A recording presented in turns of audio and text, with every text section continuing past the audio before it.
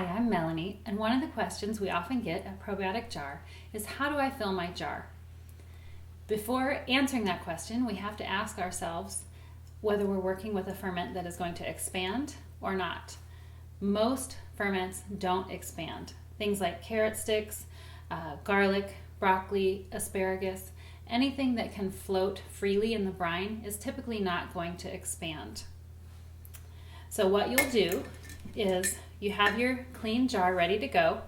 You're going to pack your vegetables into the jar so that you're not filling them above the shoulder. You want to pack just up to the shoulder here. Cover your vegetables with brine, and then you're going to place your brine bowl.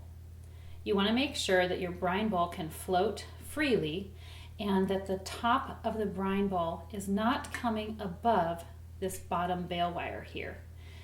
You'll have enough space as long as your brine bowl is not past this bale wire. You'll have enough space that you can close your lid and latch it down without risking the top of the bowl pushing against or grinding against the underside of the lid. We do have a video on our website that talks about the importance of the brine bowl and its placement, and please go ahead and take a look at that video for further instructions. Now, cabbage is a ferment that is relentless in its desires to expand. This cabbage is fall cabbage, so I want to make sure that I leave enough headspace to allow that zealous expansion that is going to take place in cabbage. So when I fill an expansive ferment like cabbage or beets, I'm going to make sure I fill under the shoulder, give myself maybe a ½ inch to an inch. What happens is, especially when the cabbage is shredded and packed in tightly, as it is with sauerkraut, the carbon dioxide gases that normally could freely escape when they are just sitting in brine, they're packed in more tightly. And as they try to escape towards the top, they're pushing the cabbage along with them. Now, the brine bowl will generally keep the cabbage from coming up out into the airlock, so it serves as a barrier to kind of hold the cabbage down. But every once in a while, we have some brine that escapes into the airlock. And if that happens, we have a video online that helps explain how to take care of that situation. And in fact, that happened to me with my last cabbage ferment. And I have an example of that right here. Even though I followed the directions to not fill above the shoulder, sometimes conditions are just right and you still end up with an overflowing airlock. So we have a video online that shows how to replace this effectively and efficiently while still keeping your ferment intact.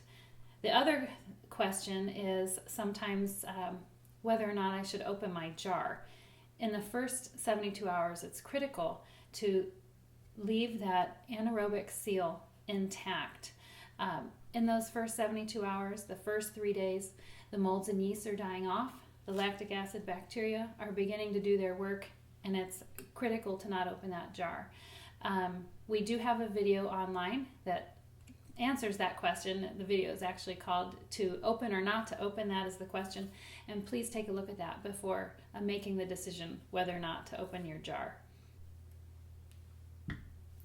I forgot to mention with this sauerkraut that it may look like it needs to have brine added to it. We're not going to add brine. We're going to solve this issue another way, and we have a video online that you can watch that talks about whether or not to add brine and maybe some other steps you can take to correct any intervention that is needed.